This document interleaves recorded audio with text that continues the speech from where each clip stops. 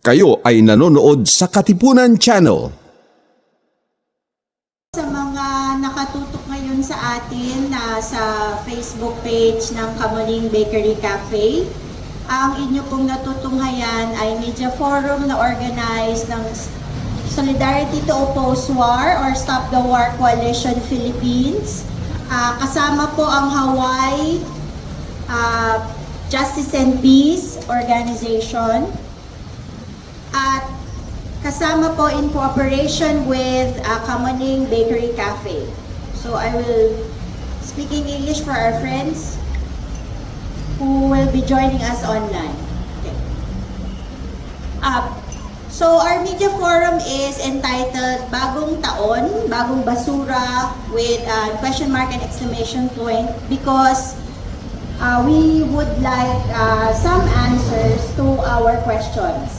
Because last December 21, it was published in the Honolulu Star Advertiser that a shipment of fuel from the Red Hill underground storage facility run by the US Navy is coming to the Subic, Philippines through a commercial tanker called the Yosemite Trader. So after 3 weeks, because it left December 20, more or less, it is estimated to be here now. But as we know, we are not hearing anything about it in the news. So we wanted to do this with our friends from the Hawaii Peace and Justice Organization. Peace and Justice Organization for us to understand here in the Philippines what the Red Hill fuel is and what the Red Hill storage facility has done to the people of Hawaii. So first for that, for us to give context, we have with us Dr. Kim Compo. She's an educator organizer from Women's Voices, Women Speak. And Dr. Sam Ikehara, she is a board member from Hawaii Peace and Justice.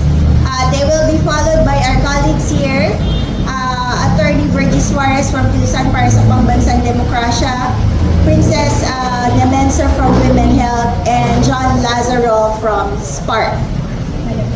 So again, without further ado, let me call on Dr. Kim Compo. Hear me now? Yes, ma'am. Okay, let me try again. Magandang umaga sa inyong lahat. My name is Kim Kompok. I teach at the University of Hawaii West Oahu. I'm an organizer with Women's Voices, Women Speak, a collective in Honolulu committed to speaking out on the gendered and environmental harms of war and militarization. Thank you so much to the organizers, to this esteemed panel, to all of you for coming today. To our friends in the press, we hope we can count on you to make this a front page story in all of your newspapers.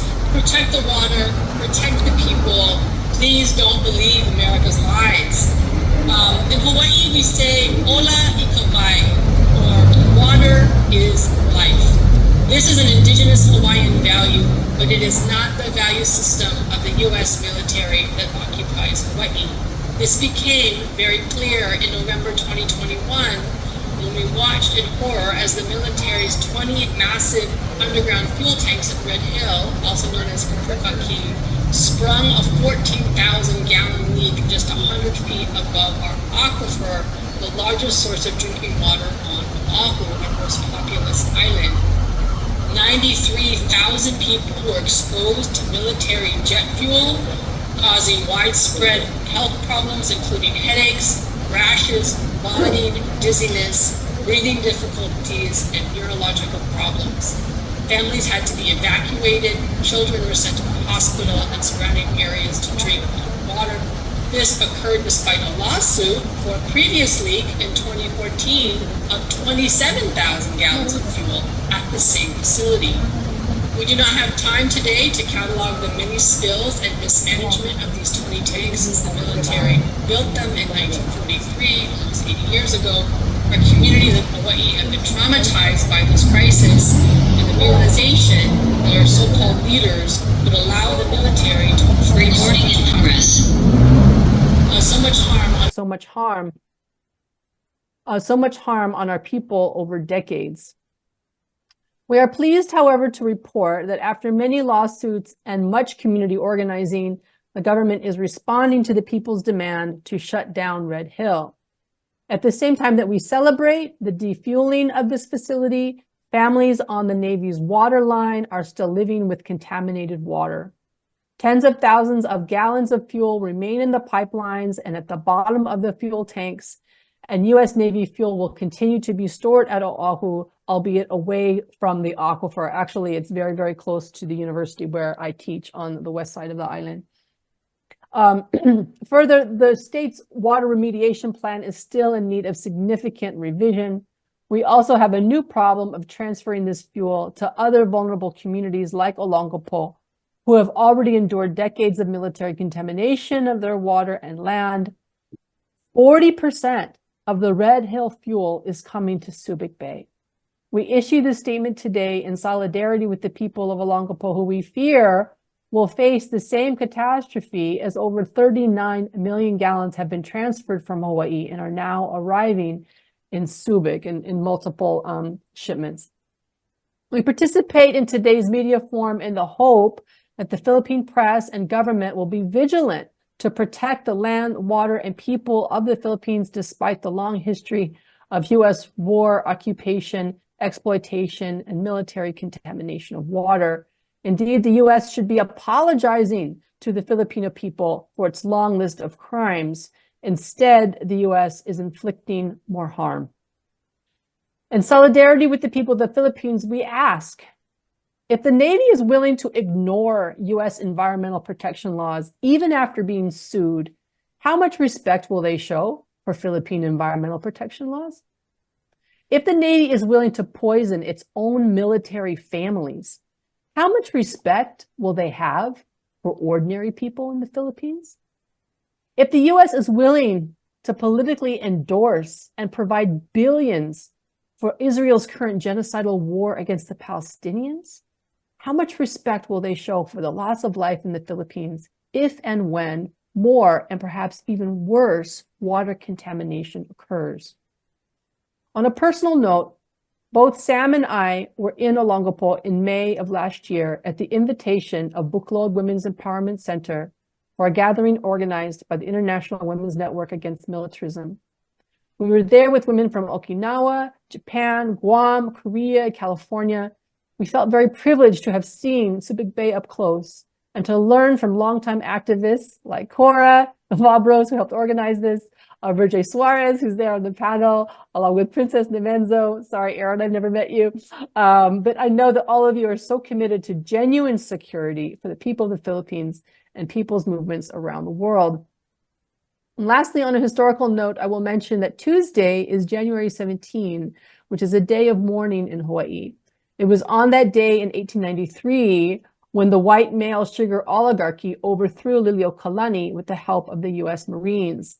The Hawaiian people used multiple methods of resistance, even sending over 20,000 names on a petition to Washington, D.C. to reverse this decision and reinstate the Queen. 5 years later, the U.S. illegally annexed Hawaii anyway, making our precious islands their fueling station and launching pad for their invasion of the Philippines, along with their annexation that same year of Guam, the Northern Mariana Islands, Puerto Rico, Samoa, Puerto Rico, and Cuba. Thus, for over 131 years, the U.S. has been using Hawaii as its fueling station and calling this an act of protection while poisoning our land, disregarding our people, and making us complicit in their imperialist wars all over the world. So while we share the trauma of 1898, we also share the dream of a decolonized and demilitarized 2098. We must stop this madness by demanding our governments do the will of the people on both sides of the Pacific. We must end this war economy and build the green economy based on genuine security. Let us build a world where our water is safe to drink and where our oceans are safe to swim in. Ola ikawai. Water is life. Thank you so much. Hello. Thank you, Dr. Kim. To be followed by Dr. Sam Ikehara from Hawaii Peace and Justice Organization. Okay. Hi, everyone. Can you hear me okay? Okay. Yes, ma'am. My name is Sami Kehara. I am a member of Hawaii Peace and Justice, and I have worked with the Oahu Water Protectors. I was born and raised on the island of Oahu, and part of my family traces its genealogy to Keentown in Okinawa, another place that suffers from U.S. military occupation and that has seen its waters thoroughly contaminated by the U.S. military.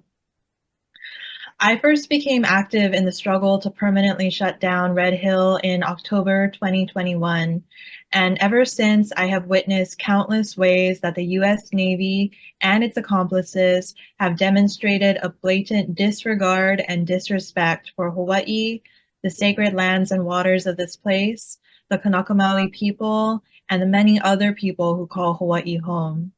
The U.S. Navy has lied to the people of Hawaii for many decades about the so-called safety of the Red Hill bulk fuel storage facility, as fuel has continually leaked into Oahu's sole source aquifer since its creation during the Second World War, as Kim mentioned.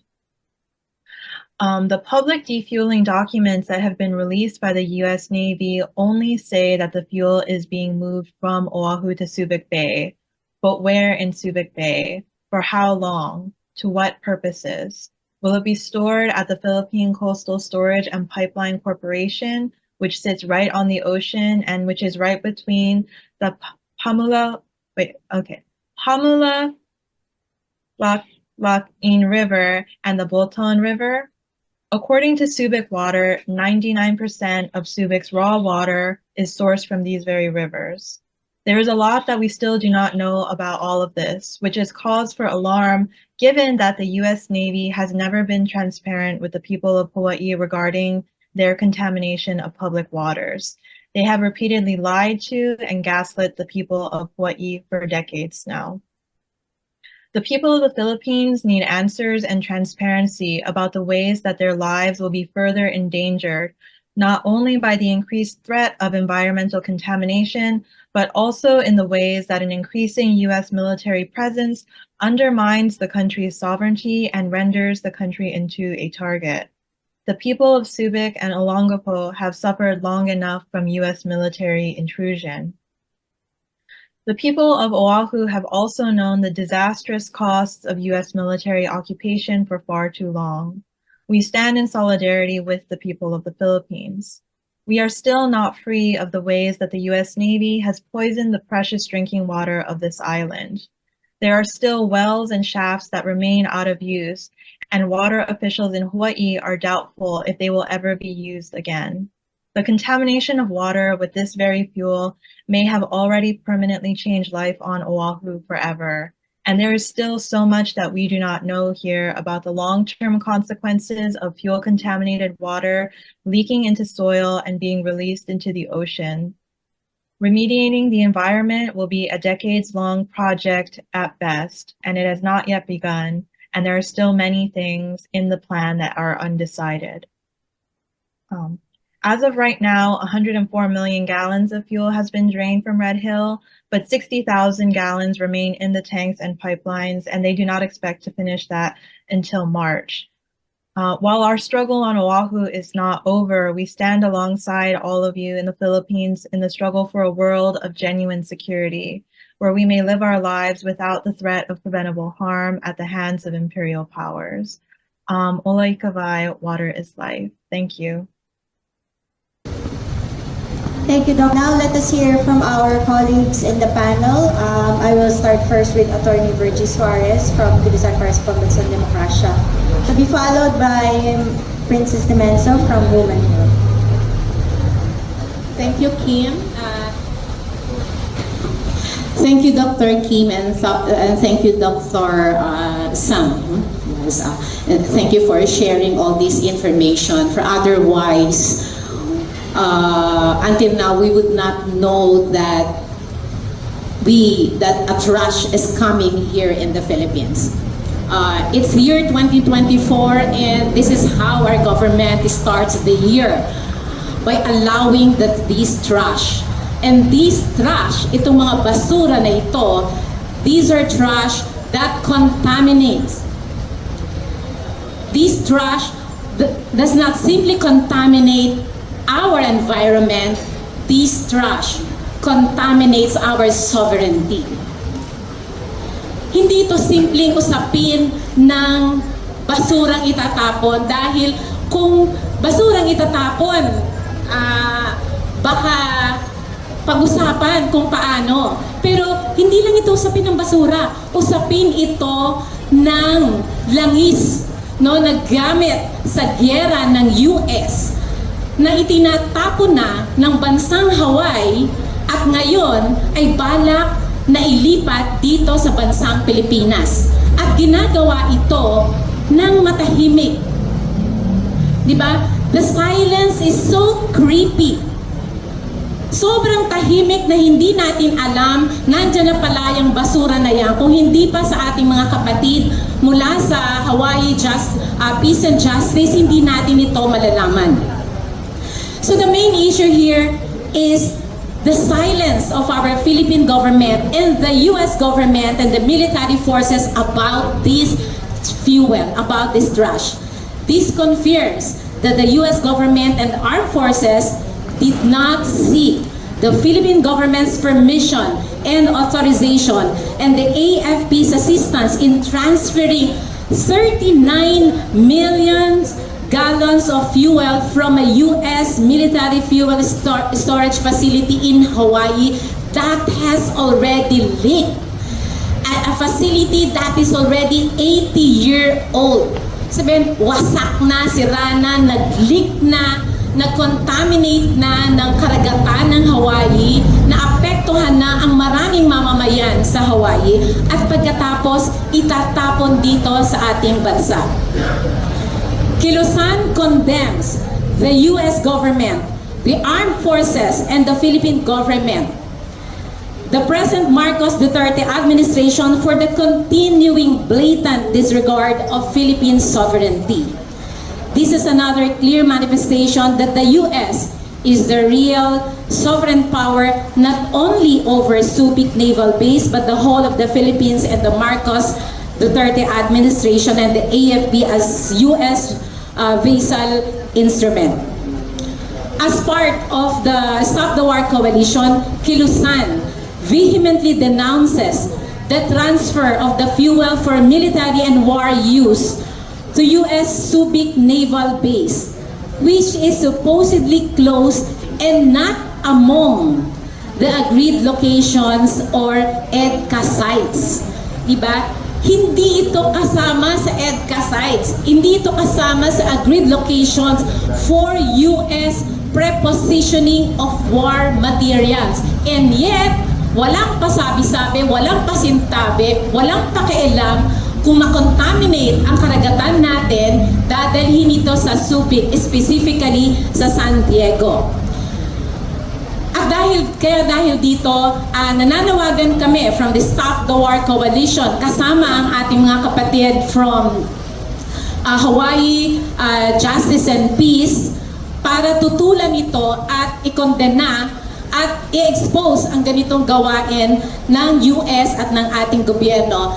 Mahalaga itong pag-usapan, mahalaga itong i-expose sa gitna, no, ng maraming giyera na sinusuportahan ng US. At tayo narito ngayon, kinakaladkad ng US sa kanyang walang pakundangang giyera. Giyera sa Ukraine, giyera lalo na sa Palestine. That's why we take this opportunity to thank and express our solidarity with the people of Hawaii who exposed and gave us this information. Exposed the US move as they also fight for the closure of Red Hill, kung saan nanggaling yung fuel, yung pagkarami-raming fuel na yon. And of course, for informing us the corresponding damages that the people of Hawaii have already experienced. And we stand to suffer the same damage if we do not condemn, if we do not stop, if we do not expose itong mga ganitong gawain ng US at ng ating gobyerno. Magandang umaga po sa ating lahat.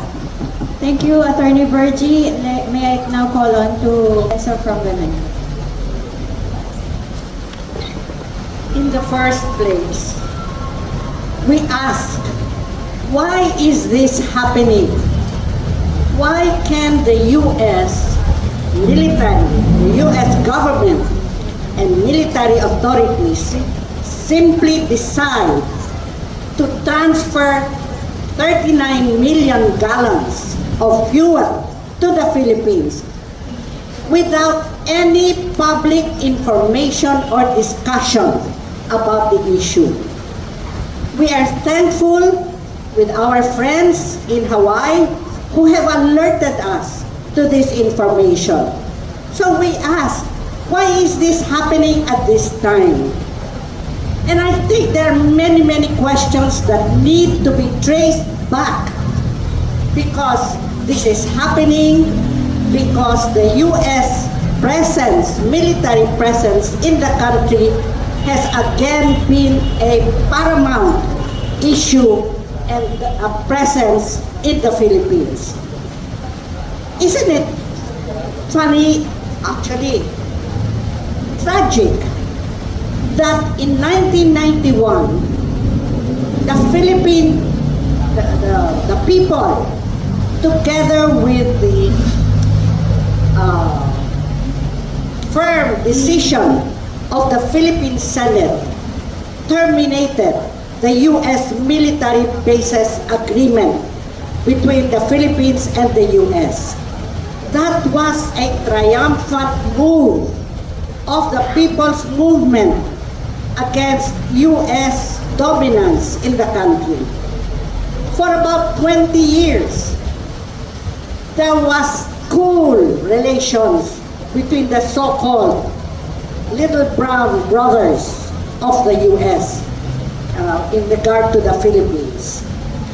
But again, in 2014 or thereabouts, how come the U.S. bounced back and were able to station military forces once again in the Philippines, when in 1991, with the Senate resolution and decision, which is now part of our constitutional provisions in our Constitution, it is stated that the Philippines will no longer be host to any foreign military forces or facilities without a treaty concurred in by the Senate, also through a national referendum of majority votes of the people, including the provision that the treaty must also be recognized by the other contracting party. Very clear is this provision in our Constitution. How come we have allowed the U.S. to come back to the Philippines, in a sense with a vengeance, because they have started with a visiting forces agreement, followed by the EDCA, which provided 5 sites within Philippine military bases, and very recently, under this administration, 4 additional sites. But mind you, all directed towards the comprehensive military strategy of the U.S. against China. These issues alone should worry and concern the Filipino people.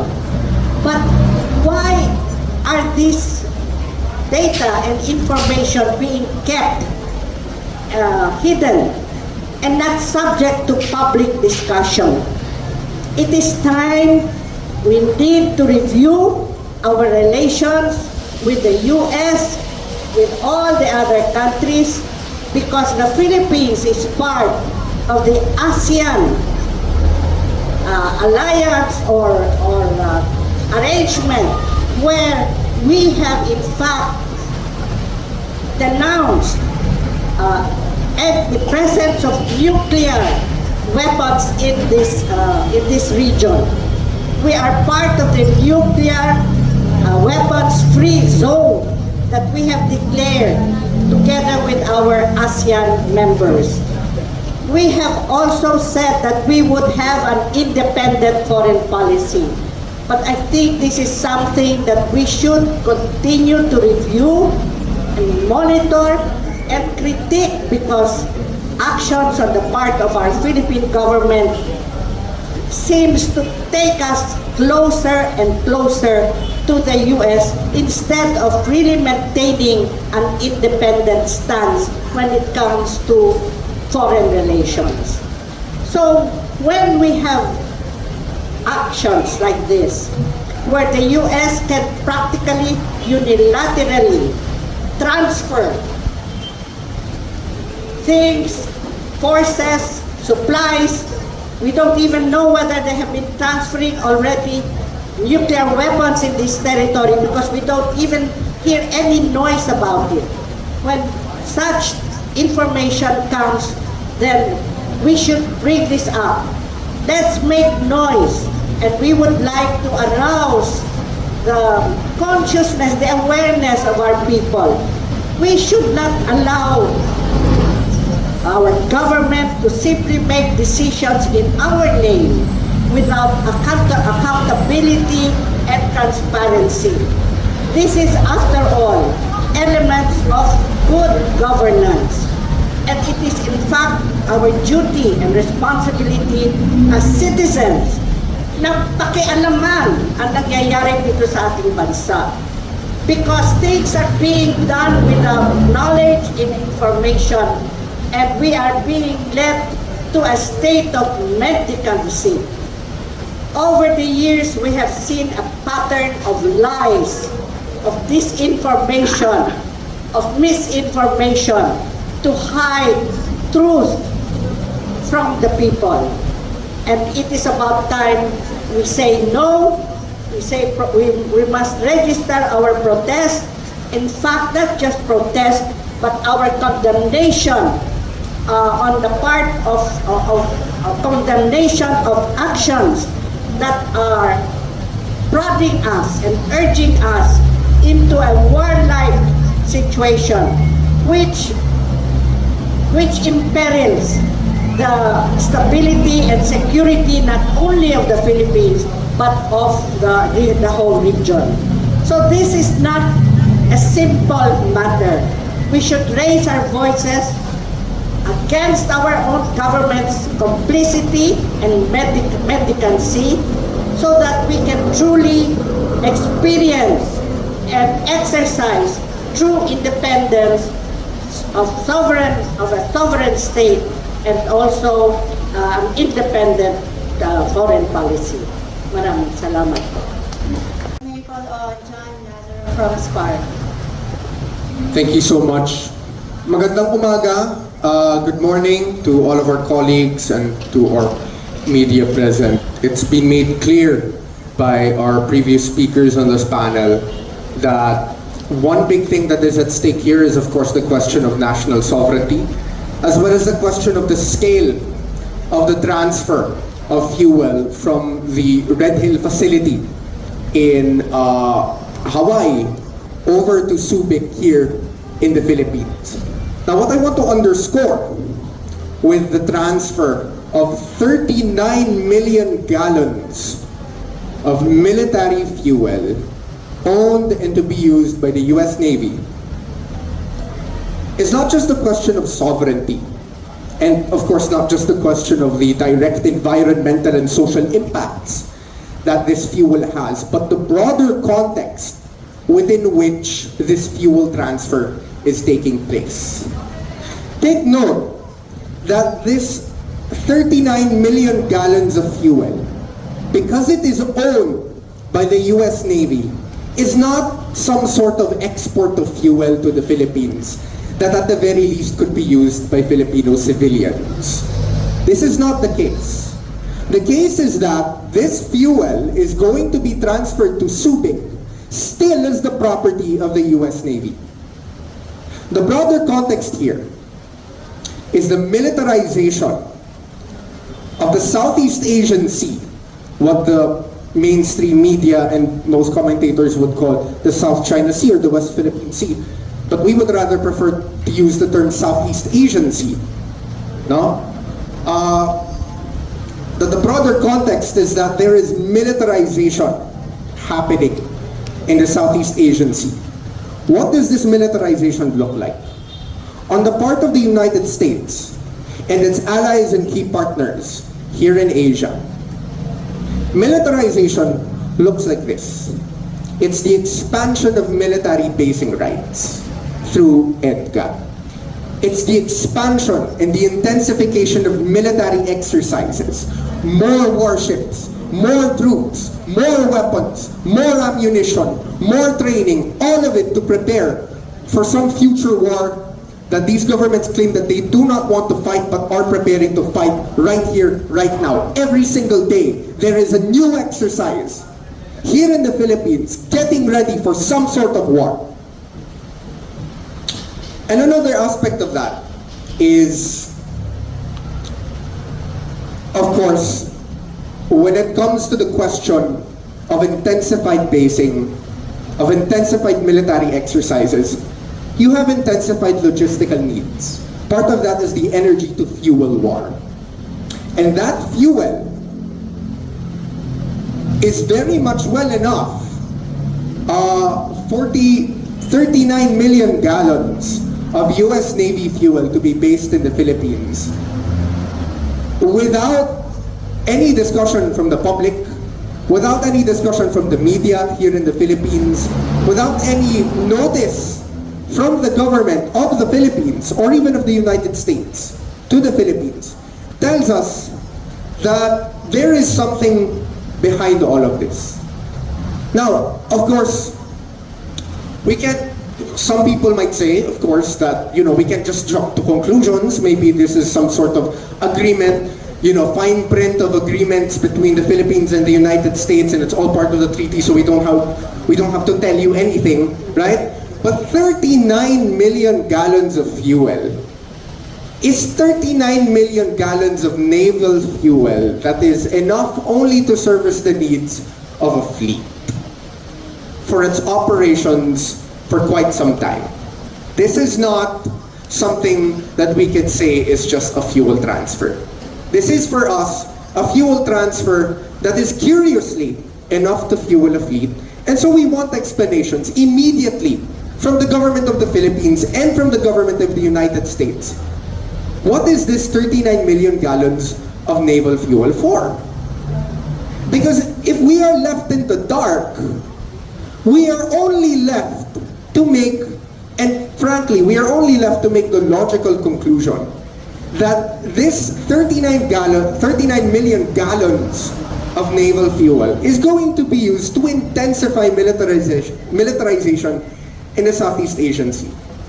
Now let me make it clear, militarization is of course not only coming from the side of the United States and its allies, it's also of course coming from China. We know this from the fact that there is intensified construction of military facilities in the Southeast Asian Sea.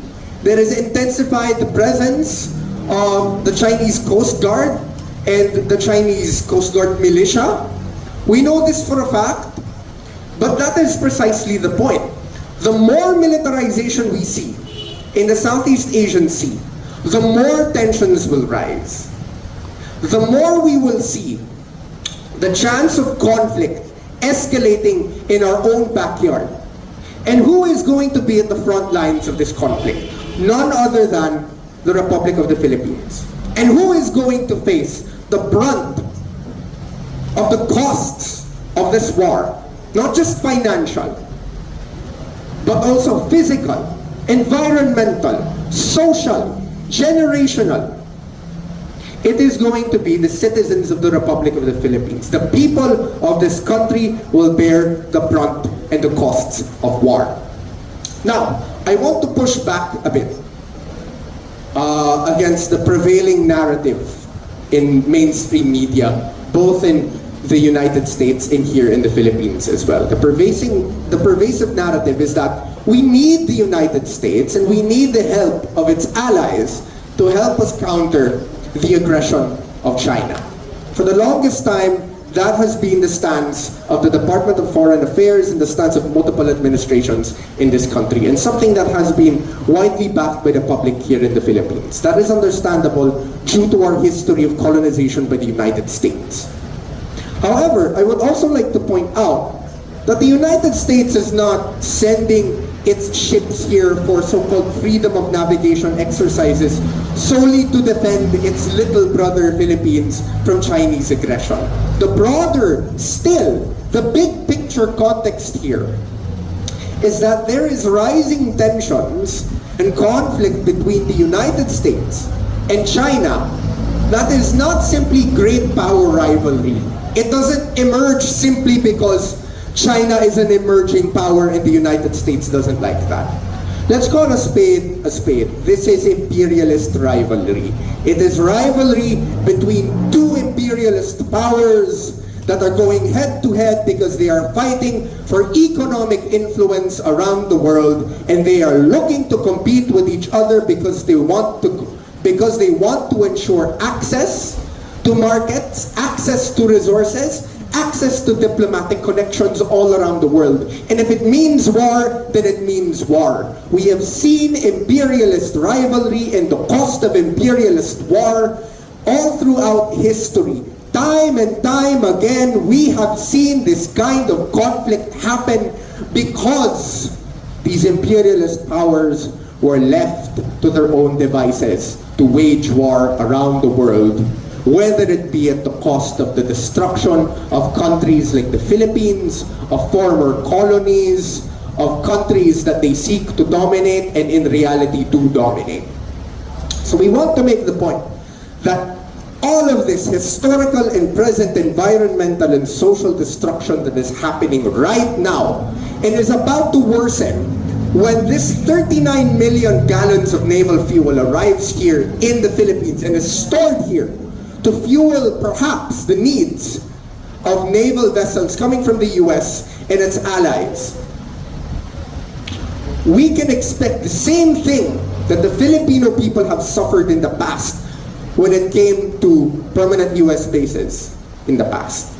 Environmental, social destruction, the exploitation of labor, gendered and sexual exploitation, the destruction of our environment, the same reasons so egregious and condemnable that the people of this country decided to rise up and say, we do not want these bases anymore, we will expel these bases.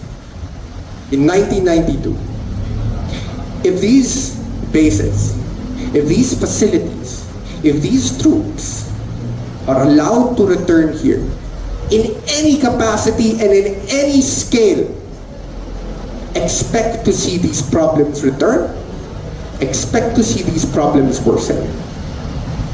This is a problem especially for us as youth, because these effects are not simply something that happens in one day. We sleep today, wake up the next day, and then suddenly everything has changed. No, these problems are a slow burn. The climate crisis is a slow burn. It's accelerating day by day. We know that the climate crisis is getting worse, but it's something that's a slow burn. You don't see the changes happen instantly. At the same time, we don't see the effects of militarization just the day after. It takes months, it takes years, it takes decades, and then suddenly we find ourselves in a situation where we're suddenly in an open conflict, and we are going to be at the forefront of that conflict. So right now, what seems to be such an early stage, we want to call it out and say this is not actually an early stage. The US is already preparing for war.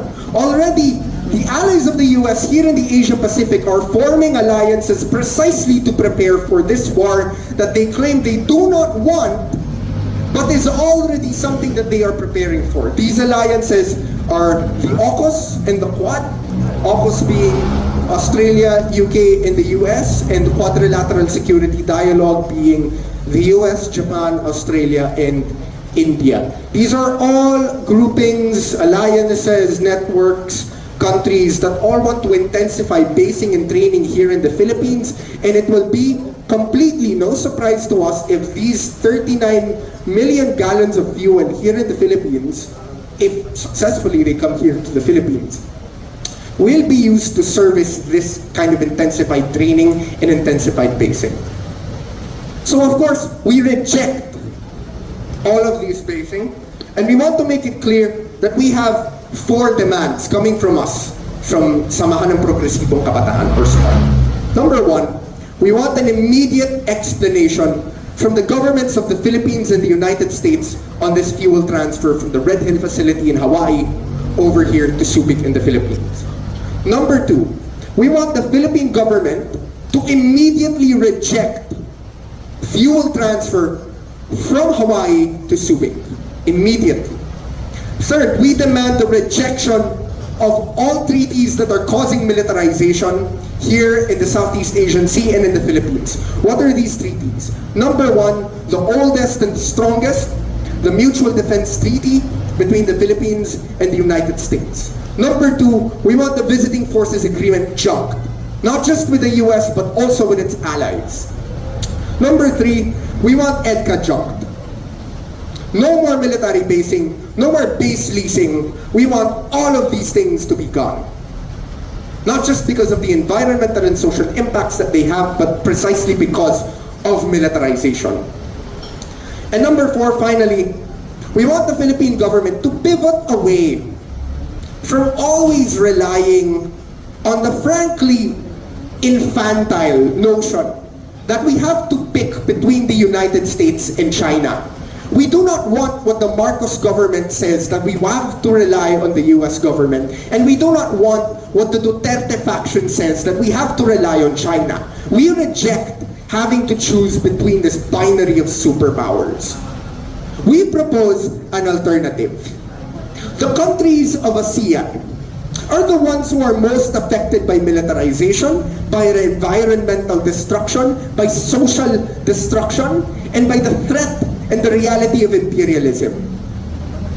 Our proposal is that the Philippine government should focus on building strong ties with ASEAN with the aim of forcing the demilitarization of the Southeast Asian Sea and forcing China to negotiate with the countries of ASEAN precisely to achieve the demilitarization of the Southeast Asian Sea, both for China and the United States. Thank you. Thank you, John. We do a photo opportunity and then we will open the floor for questions. Of course, our friends from Hawaii are still on board. You can also direct your questions to them. Wala kayong chant? No to war, yes to peace, no to fuel transfer. No to war, yes to peace, no to fuel transfer. No to war, yes to peace, no to fuel transfer. Thank you. Ma'am Dimension, can you look? Ayan. Kanina kasi hanggang dito. Ayan, okay na po yan. Okay, ready, 1. Sige po, yung may chant dito. Ready, 1, 2. No to war, yes to peace, no to fuel transfer. No to war, yes to peace, no to fuel transfer. No to war, yes to peace, no to fuel transfer. Thank you. Hello. Okay.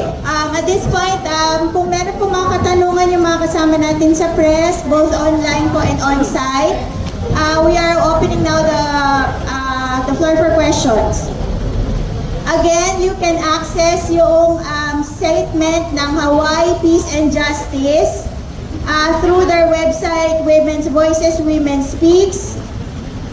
The link is in the document na sa footnote po. In case lang, and also, it is also distributed here on site. Hello po, good morning. Ang katanungan ko po is, meron po ba tayong hakbang para mahadlangan ang paglilipat ng fuel dito sa Subic Bay? Thank you po. Sir, saan sila galing? From Rapurigo po, from Break Balita and ARP-TV. Okay. Sa ngayon, sir, sinong gustong sumagot? Okay. Sir, at this point, dahil hindi po na nako-confirm, kaya nga po tayo nagtatanong. Kaya nga ang isa din sa gusto natin dito, we are demanding accountability, transparency, and responsibility. Anong mangyayari pag nakarating na? Nakarating na ba? Kasi ang according sa news, sir, is 3 weeks. Lagpas na po ng 3 weeks mula ng December 20 na naglayag yung barko. So, are we to say na nandito na siya sa Philippine Area of Responsibility? Nasaan na siya dito? Ba't hindi natin naririnig? Kaya nga po, tayo nagtatanong, sapagkat alam naman po natin, noong na-transfer sa atin, at umalis na yung base, lalo na sa Subic at sa Clark, hindi naman lahat ng areas yan ay open to the public pa rin. Nananatili naman po yun. Kaya nga po, naging mabilis lang ang pagbalik nila nung bumalik na sila, yung mga tropang militar, yung kanilang access, sapagkat kanila pa rin naman yun. Alam nila yung mga gamit doon, alam nila yung mga taguan doon, alam nila kung saan nila ilalagay yun. Problema, hindi po natin alam. At yun ang magiging, sa katunayan po, yun ang magiging problema natin dahil tayo ay nasa ring of fire, tayo ay palaging nililindol, maaaring bahain, diba, tsunami. Imagine niyo po, nakabaon siya sa lupa, what if mag-leak? What if mag-combust? Anong mangyayari? Paano? Sinong mananagot? Yun po yung problema natin eh. Kaya po, kung kaya, kung nabutan yung sinasabi ng mga kasama natin sa Hawaii, kung kaya sila mismo, military families na nagkakandasakit na ay sinasabi to their faces that the water is safe kahit amoy gasolina na, paano pa po tayo? Eh tayo, napakalayo natin eh. Diba po? Hindi nga tayo familiar eh. Meron po ba tayong standard sa sasabing water quality? Pag po ba may burak-burak, hindi na po ba yung safe? Eh alam naman po natin po ngayon nga, parang pinagtsatsagaan pa natin yung medyo hindi sa kagandahan ng itsura ng katubigan natin.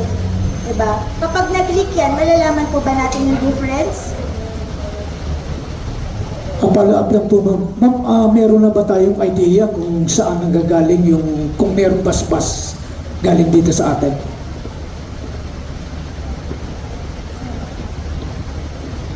Ang hirap kasi nakuha lang natin itong information na ito mula sa ating mga kaibigan sa mga social movements, peace movements sa Hawaii. Wala po tayong lumabas ito sa isang pahayagan, Honolulu, reporter, Star, okay, Star Advertiser. Lumabas po ito sa media sa Honolulu. At this is not a recent issue. This is a problem that the population of Hawaii, of Honolulu, have been protesting against for years. It took them years of protesting until very recently in 2021, there was again a spill and contamination of the water, which they have been protesting against as a real possibility. So this is the only time that the U.S. Navy acted to say, okay, we will close down the storage facility in Hawaii, the Red Hill storage facility, and they adopted what they called a distributive strategy to distribute all the fuel, over 100 million gallons, underneath that Red Hill storage facility, which they are now closing, finally, decommissioning, and they will redistribute the fuel to different countries. And one of the countries identified, supposedly, is the Philippines. That's why this is something that we should really be very worried about, very concerned about, very disturbed about, and we should know what is happening. And more than that, there should be some public issue or debate. This cannot just be an action on the part of the US. We don't even know if the Philippine government was really consulted. But certainly, this is beyond what we, the Filipino people, have been made aware of. It's bad enough that we have been coerced or pressured into adding additional EDCA sites just recently, just about a year ago, to the 5 original sites provided to the US military forces. Bumalik na po sila. Bakit hindi tayo nagtatanong noon pa? In the first place, bakit natin pinayagang bumalik sila ng wala man lamang protesta galing sa taong bayan? Nung pinatalsik na po natin ang base militar at maliwanag nilagay na yan sa ating constitution, bakit po nilalabag uli natin walang pakundangan ang constitutional provision na wala nang magkakaroon ng panibagong mga foreign troops and facilities in this country without a treaty concurred in by the Senate? We have entered, as has been mentioned earlier, we are part of the ASEAN Agreement of Neutrality and the Nuclear Weapons Free Zone in this area. We have always touted and shouted that we have an independent foreign policy, but please let us ask questions. Is this the way an independent government with a independent foreign policy, is this how they should conduct themselves? Hindi po. We are asking questions, and that's why it comes as a shock and a feeling of protest and condemnation. Why is this happening again and again without people's consent and discussion? It's time to ask questions and to criticize and to protest at makialam. We have a stake here. It's not only the Philippine government, but every person, every woman, man and child. This is affecting the life and health situation of our people. We cannot just let this go on without media. We look to media to please ventilate the issue and ask questions for us so that you can reach out to greater population. Kailangan po natin pukawin ang kaalaman ng ating mga kababayan. We should add our citizens' voices against all these impending and ongoing wars of aggression on the part of the US. Right now, alam ko ang matinding issue is the Palestine issue. But who is behind the Palestine-Israel genocidal policy and attacks against Gaza, against the Palestinian people? Isipin po natin yan, kaninong kamay ang nagpapagalaw sa lahat ng ganitong mga war-like situations. Magtanong po tayo at kasama po sana kayong mga nasa media para po mapukaw ang damdamin, ang kaalaman, ang kaisipan ng ating mga kababayan. Hello. Yes, may questions pa po? Ako. Wait lang po Yes, may questions pa po. Wait lang po Okay. Magandang umaga po sa inyong apat. Cathy Cruz po mula sa tuklasin natin ang ating Katipunan, and of course, DZXL, ang ating Katipunan, DZXL, every Sunday, 7 to 9, tuklasin natin sa Katipunan channel. Okay, ang dami ko pong pero isa lang po ang nararamdaman ko ngayon sa mga impormasyon na ibinahagi niyo. One is, kinabahan ako, naalarma ako, at nangangamba ako sa posibleng gulo na mangyayari sa susunod na mga pagkakataon. Okay? So, first po, para lang maliwanag lang po yung mga tanong sa isip ko. First, kailan niyo po nalaman mismo na may ganitong aktibidad sa Subic? That's one.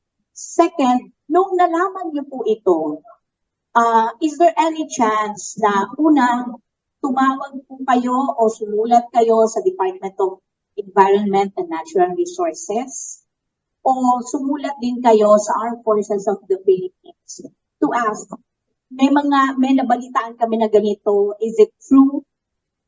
So, yun po yung mga questions sa sarili ko na parang bilang isang organisasyon, parang may moral obligation ka rin. Tama po kayo, mabuti nga po inilabas nyo yan because ang impormasyon bang ito ay classified information kaya hindi nila pinapaalam sa taong bayan.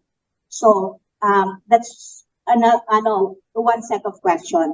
Tapos, sa mga abogado po natin, tanong ko lang po, pagkaklaro lang, pag sinabi po bang treaty, di po ba dapat ito ay dumadaan sa referendum?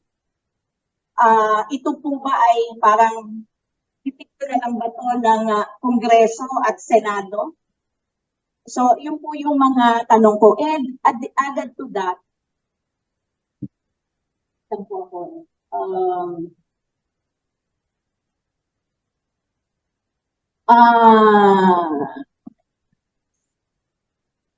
okay, yung pong pagkaklaro ko lang po, kasi sabi niyo po, tinanggal na natin wala na yung base militar.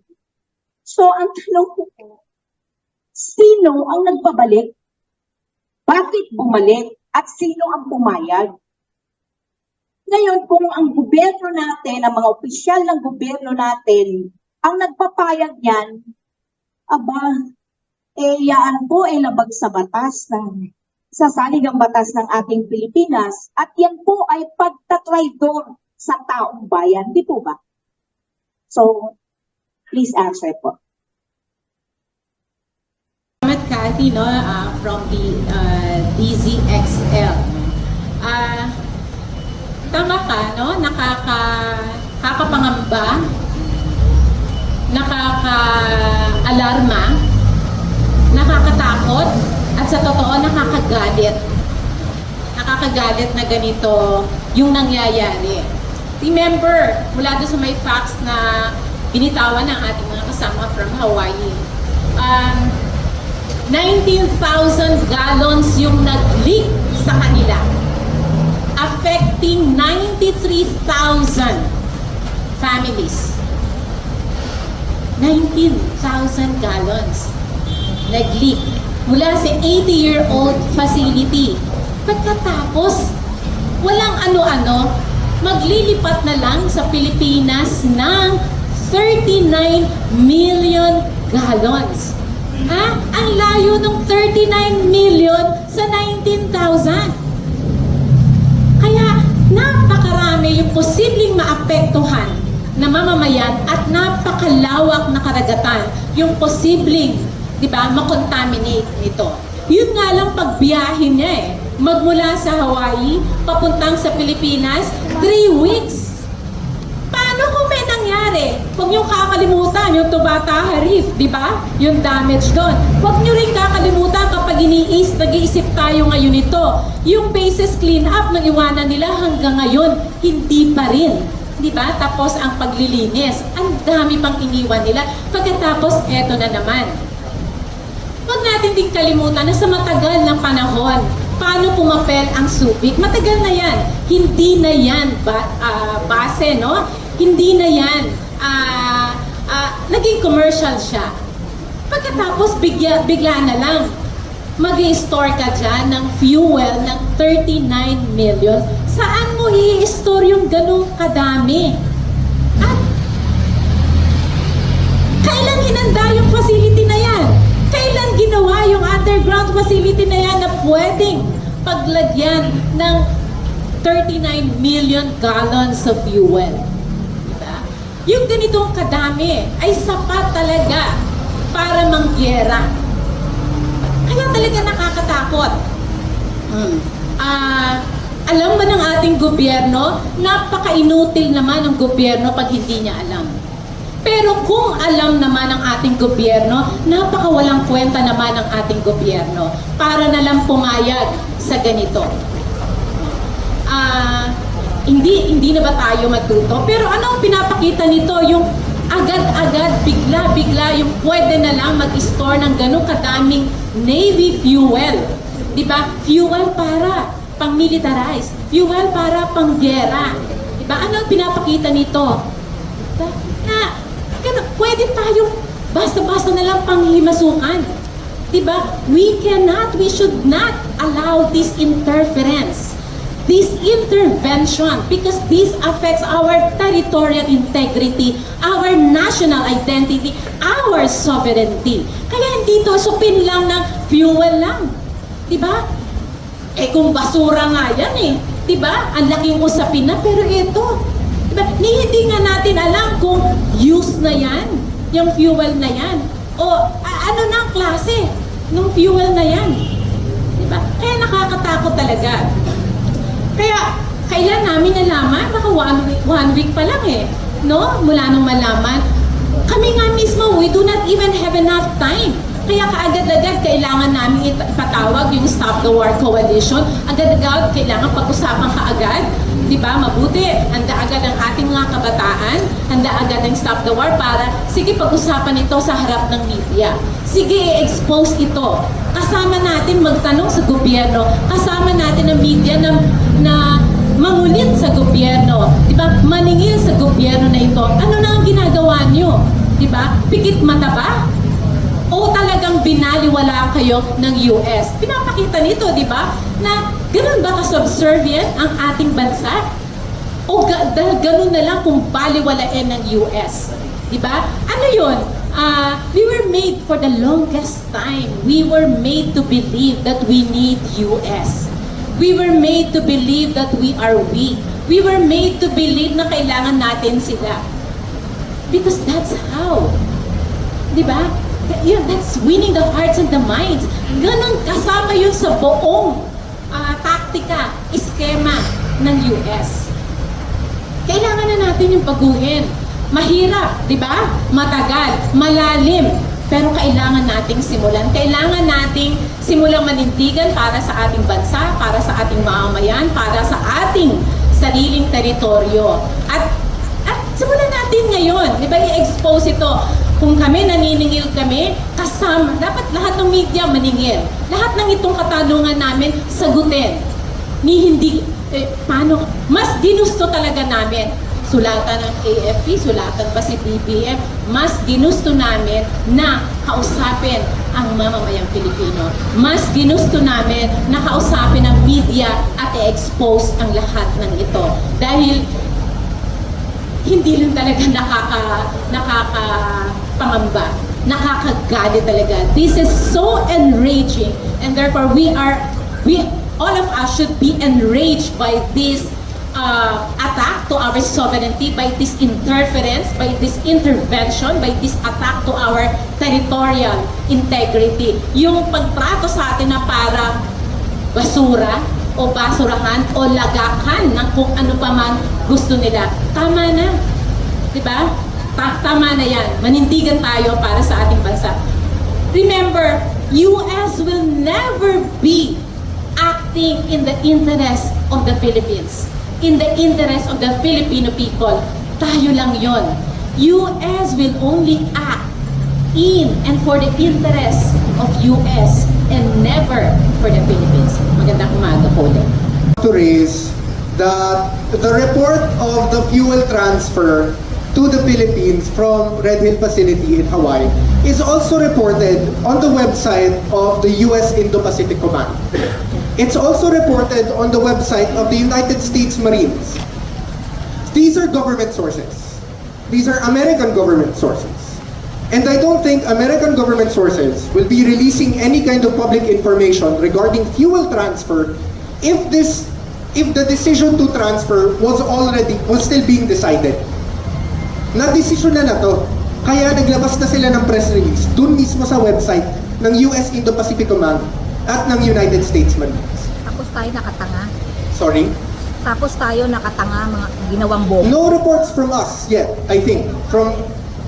As far as we've seen from media here in the Philippines, I think, wala pang na-report na ganoon. But on the side of American armed forces sources, may na-report na sila na lumarga nga yung Yosemite trader mula sa base militar ng US pa-transfer sa Subic dito sa Pilipinas. That was December 20, I believe the report they released doon sa website ng Indo-Pacific Command at ng United States Marines. Additionally, I also want to add that the process of closure and transfer of fuel from the Red Hill facility, which as we've heard from our speakers from Hawaii, has been a very big problem years before already. Fuel leaks, environmental damage, social damage.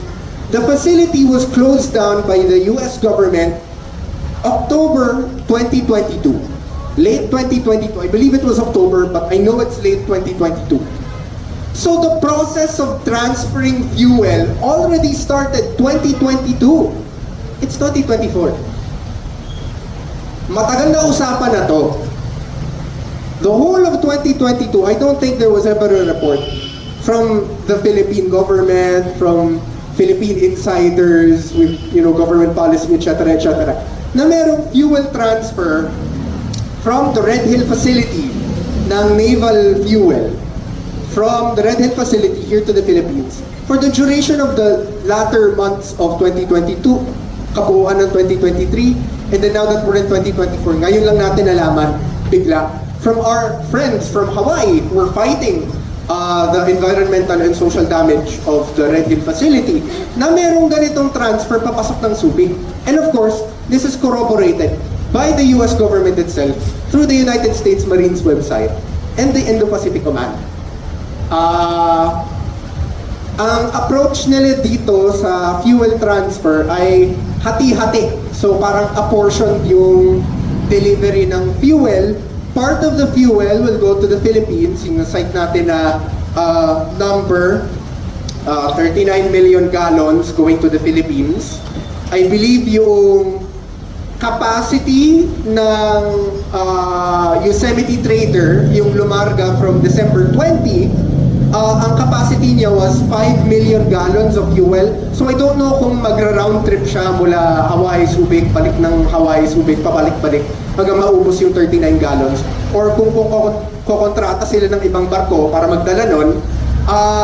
But some of the fuel is not just going to the Philippines, it's also going to countries like Japan, which we know is a close key American ally here in the Asia Pacific. No? So, we don't have additional information na kung saan iba pang bansa pupunta yung parte-parte ng fuel, but we know at least two that's been openly reported by the US military. That's the Philippines and that's Japan. According sa news din po, no, it is the 8th and last shipment. Ito na po yung huli, pinakahuli. Pang-walo at pinakahuling shipment out. Kaya yung 39 million gallons po ay bahagi ng 104 million gallons. Kung saan 17 million papuntang California, 36 million mananatili sa Oahu, sabihin. Yung sa Hawaii, meron pang matitira na 17 million papunta dun sa isa pang facility sa Pearl Harbor, 36 million sa another facility nasa Hawaii pa rin, 39 million papuntang Subic according to the report, and then 12 million papuntang California. Pwede pakiulit yung ano? Sorry, okay, 104 total. 36 West hindi ko alam paano sabihin, pero Oahu, O-A-H-U, West Oahu, Hawaii. Sorry kung hindi ko kaya sabihin yung name, pero O-A-H-U. Ilang milyon yun? million. Okay. Tapos California, California ay 17 million. 12. 12. Tapos 17 ay sa Pearl Harbor. Joint, ang pangalan po ay Joint Base Pearl Harbor HICAM. HICKAM. HICAM.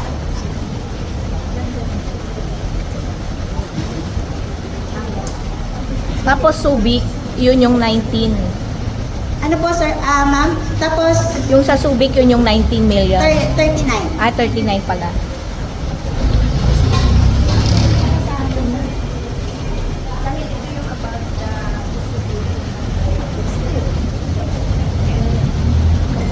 Yes, yun. So, ibig na sabihin, kaya nga po, part of our objective here also is to ask you to ask the questions for us and ilabas din po natin kasi wala nga po, napakatahimik. Kung meron pa po bang tanong para po makapag... Cathy, pasensya na ha, pero quick answer dun sa question mo about ratification, I forgot to answer. Our Constitution requires yung 2/3 votes of our Senate, no, to ratify a treaty. Oo, sa Senado. Kaugnay nito, Mutual Defense Treaty lang yung kinikilala na tratado. Yung VFA, dati, lagi nating, niraralihan lagi dahil sinasabi dati na treaty yan. Pero, eventually, the Supreme Court said, implementing rule ng Mutual Defense Treaty ang Visiting Forces Agreement. Diba? Gusto ko lang kayong tingnan yung timeline. 1950s yung Mutual Defense Treaty. Itong VFA 1998. So, only in the Philippines na almost 50 years nagkaroon ng implementing rule. And then here comes EDCA. Okay. Tapos yung EDCA, nung niraralihan natin, pino-question natin, ang sagot naman ng ating gobyerno, yung EDCA ay implementing rule naman ng VFA. Diba? Only again in the Philippines na ang implementing rule ay merong implementing rule. Ano ang ipinapakita nito? Diba? Ipinapakita nito when it comes to US, diba? Lahat ay ginagawa ng paraan. Ayun. Kaya, ayun lang. Maraming salamat, Cathy, sa tanong. Sa mga kasama natin who did not catch yung first part, kung saan pinaliwanag ng mga kasama from Hawaii, si Dr. Kim at saka ni Dr. Sam, ano yung usapin nila with the Red Hill Storage Facility. So, can we ask our friends in Hawaii, either Dr. Kim or Dr. Sam, to explain why they are getting the fuel out of Hawaii? What is the problem? Yeah, sure. Thank you for the question. I think a good question might actually be, why were they built in the first place? And why, if they were built, why have they been so poorly maintained? The issue is we had a catastrophic fuel leak, and it went into our water system. These are massive 250 gallon, how big are they? They're all under the ground, and they leaked right over 100 feet above our aquifer. And so the building of them in the first place was problematic. And and so like it was the demand of the people that we have clean water.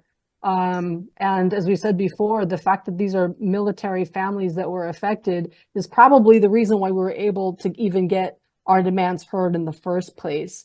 Because as has been pointed out here, the US does not respect the sovereignty of the people, whether it's in the Philippines, whether it's in Hawaii, whether it's in Korea, whether it's in Okinawa. But this one was real. This was a real embarrassment for the military. You know, that they would that there's not even genuine security for its own military. So I hope that answers your question.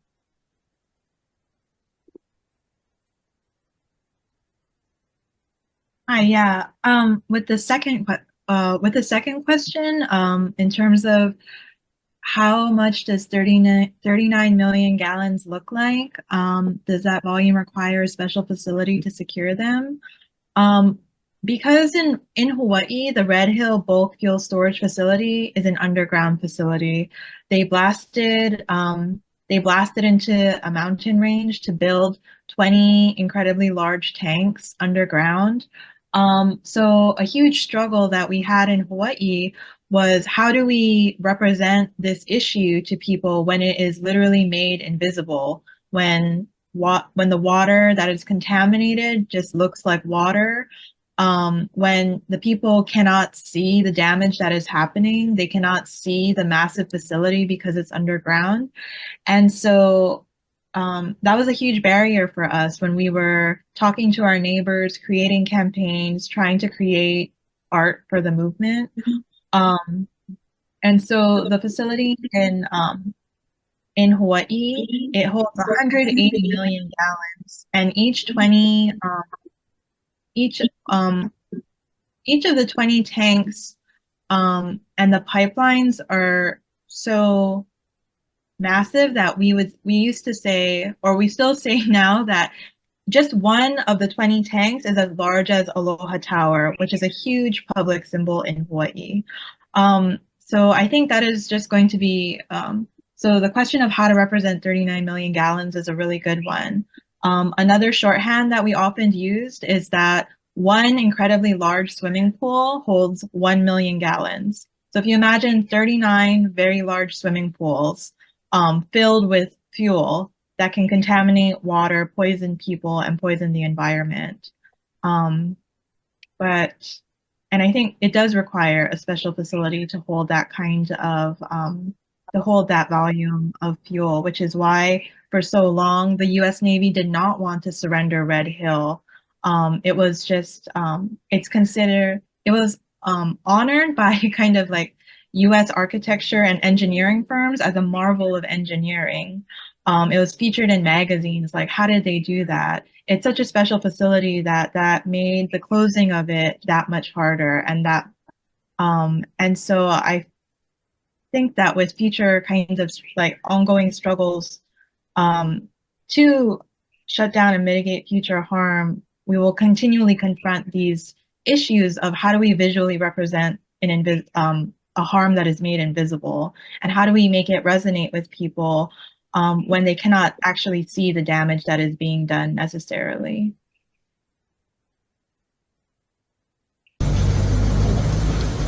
Hello, okay. Thank you, Dr. Sam and Dr. Kim, for that intervention. Again, we ask our friends here if there are questions. Yeah. Good morning. I'm from DWBL and Marco TV Philippines. I came all the way to Rush because of Attorney Suarez. She's one of my very best speaker, anytime, anywhere, no? An attorney, nasiraan ho ako, pero humabol pa rin ako because of you. I've heard your name. Alam niyo po, nakakalungkot, no? Tayong Pilipino, yung ating bansa, ginagawang basurahan na. Totally, wala na tayong nakitang presidente na gumawa ng paraan para sa ating basura. And yet, ngayon po, ginagawang basura na naman sa pamamagitan ng mga fuel, ng mga walang kwentang fuel na hindi makakatulong sa bansa. Palagay ko, kayo pong nasa panelist kayo po yung may magagawa. Kagaya mo, attorney, ikaw masyadong marami nang ginawang tama, no? Sa boses na problema ng bansa, laging ganito advocate din po kasi ako, kaya ako nagsasalita ng ganito. Ang nakakainis po, dahil kayo nandiyan dyan, naghihirap gumagawa kayo ng sarili ninyong problema actually, kasi dapat ang gumagawa ng solusyon nito yung ating gobyerno di ba? Pero anong nangyayari? Sa palagay ko, gusto ko lang marinig, lalo na sa mga batang si Mr. Lorenzo. Gusto ko marinig, bakit yung basura dito sa bansa natin? Kaya dumadami yung bagong basura. Hindi yung bagong basura, napakaraming basura. Pati tao rito may basura din. Yung mga taong hindi nakakatulong sa gobyerno, mga basura yan. Yan ang totoo niyan. Dapat mawala na rin yan dito sa Pilipinas. So, what can you say about it, Sir Lorenzo?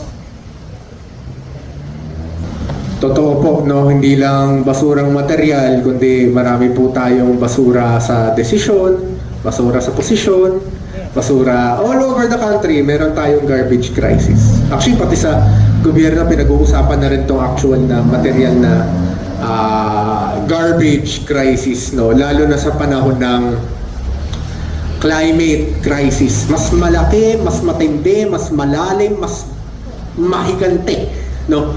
na climate crisis.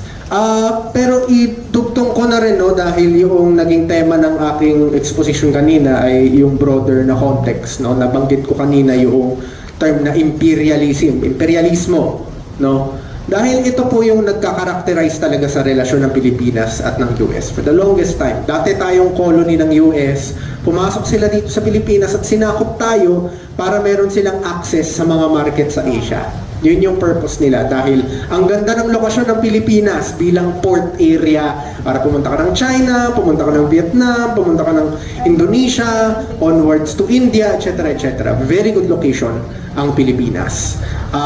And of course, all through the years, all through the decades, merong military base, nandun yung diplomatic influence nila, economic influence, military influence, etc. etc. Nagtutuloy pa rin to, as we can see with this current issue. Itong garbage crisis natin, nakikita ko rin na nababalita na all over the world na isa sa pinakamalaking generator ng garbage waste ay ang Pilipinas all over the world. That's true, no? But let's take a step back. Connect natin dito sa issue ng imperialismo. Bakit siya imperialismo? Ang itsura ng ekonomiya ng Pilipinas ay dependent tayo sa labor export. Exportation ng labor, PPO services, etc. etc. Yung majority ng mga export na to, labor export, or yung mga ine-export natin na services, many of those go to Western countries or countries that are allied to the West. Halimbawa, Saudi Arabia, no? At syempre marami tayong mga kapatid, marami tayong relatives, mga anak, partner, etc. etc. na nagtatrabaho mismo, nakatira, nag-immigrate na sa US, no? At nagpapadala ng remittances dito. Dahil wala tayo, hindi tayo nakatuntong sa sarili nating produksyon dito sa Pilipinas, nakarely tayo doon sa export, doon sa pag-i-import ng basic services, basic commodities, at pati ng kapital mula doon sa Amerika in the form of foreign investment. Yung foreign investment po na yan, binibihisan lang po yan na yan po yung nagpapalaki sa ekonomiya ng Pilipinas. When in truth, ang nangyayari dito sa foreign investments na nanggagaling ng US is it's the tool of America to shape our economy such that our economy serves their needs. BPO na nagsiserve sa pangangailangan nila. Exports na nagsiservice dun sa pangangailangan nila. At sa ganoong paraan, natatali tayo ang development ng ating economy dun sa pangangailangan ng mas malaking bansa na imperialista, na Amerika. So that's why they have interests to defend here in the Philippines. Dahil malaking player tayo dun sa buong kabuuan ng mga interest ng Amerika all over the world. We serve an important economic, we serve an important geopolitical, we serve an important historical role doon sa dominance ng Amerika all around the world. That's why init na init sila dito sa region natin. So, if we could call that a garbage relationship, basurang relasyon, no, na dapat na nating tapusin, iwakse, baguhin ang pananaw natin, mga polisiya, I think it's nigh time, no, that we change this relationship. And itong usapin natin ng 39 million gallons of fuel going to Subic from Hawaii is part of that issue. We should reject this fuel transfer from Hawaii to Subic on the grounds not just that it's environmentally, socially destructive, but it's part of that broader system na tinatawag nating imperialismo na siyang nagpe-prevent doon sa independenteng development, no, at dignidad ng ating bansa at ng marami pang ibang bansa all over the world, yung tinatawag nating global south, no. Yeah, can I para lahat ay malaman, lahat ay makialam, at lahat ay maging pakialamera o pakialamero pagdating sa bagay na ito dahil issue natin ito. No? Kaya, iyon, marami naman. Of course, lalo na, no, ang lahat ng ating mga kabataan ngayon, no, kung meron man talaga, ako laging naninindigan at naniniwala sa ating mga kabataan. Kaya yung ating mga kabataan ngayon ay manindigan, lumabas, kumilos, diba? Sumigaw. At para manindigan para sa ating bansa, para sa ating soberanya, para sa ating demokrasya. Yan na. Thank you. Okay, sasabihin naming pansamantalang puputulin dito yung ating usapan, no? Sana ay tutukan natin yung usapin na ito at asahan yung tututukan namin ang usapin na to. Sana umaabila din kami sa mga kasama nating environmental groups na pag-usapan natin itong bagay na ito sapagkat lalo na kung may dati siguro at hindi pa naman siguro nasisira yun, merong isang pipeline na nagko-connect from Subic to Clark. Isa ba itong possibility na dito ba ilalagay yan dahil nasa ilalim siya ng lupa, no? So, yung mga ganon. So, ibig ko lang sabihin, sana po ay wag balikan natin to at madali tayong pag-usapan itong usapin na to sapagkat yung fuel na dumating sa atin ay isang fuel na proven na po na nakamamatay, na nagkakasakit ang mga tao at of course, panggera siya. No? So, dito na siya. Muli po, nagpapasalamat po ang Stop the War Coalition Philippines or Solidarity to Oppose War Coalition Philippines. Kasama po ang Hawaii Peace and Justice at of course, kasama po yung Kamaning Bakery Cafe. Sa inyo po pagdalo ngayon sa aming media forum. Muli po, isang magandang araw. Ako lang din ipaalam na magpapaabot uli kami ng notice para sa inyo dahil para din sa kalaman ng lahat, di ba? Medyo mainit din at dapat natin pag-usapan yung napipintong Philippine-Japan Visiting Forces Agreement. Marami tayong kinaharap dyan sa VFA na problema sa VFA, dyan sa EDCA. Tapos eto na naman ngayon, papasok na naman ang ating gobyerno sa isang usapin na yan sa Japan na alam naman natin na marami rin tayo na pinag-usapan hanggang ngayon na problema sa Japan. Inaasahan po namin uli kayo doon sa araw na iyon, sa pagkakataon na iyon. Bukas meron tayong forum para doon. Papaabot po namin para makasama po namin kayo para pag-usapan natin ang Philippine-Japan Visiting Forces Agreement, ang impact nito at ang effect nito sa ating bansa. Maraming pong salamat.